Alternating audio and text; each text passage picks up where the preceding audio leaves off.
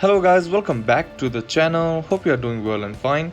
And in today's video I'll be showing you how to tag myself on Facebook or how to tag yourself on a Facebook post, right? So without wasting any time, let's just jump right in the video and make sure to watch this video till the end and follow the steps because it's really simple and easy. Now, in order to tag yourself, head over to your Facebook app and open it. And once you open it, all you gotta do is tap on your profile icon on the bottom right corner of the screen and then tap on your profile name once again. And here, scroll down until you find the post that you want to tag yourself in, right? Now simply I'll just select this post right here.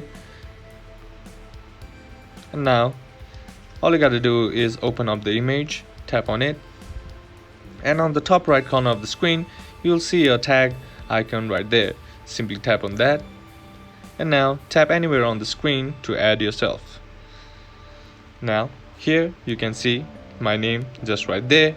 Now simply type in your name and then select yourself, and then that's basically how you do it. And that's it for today's video, guys. Hope this video was useful to you. Leave a like if it did, comment down below what the next video should be on, consider subbing to the channel. Thank you for watching. Bye bye.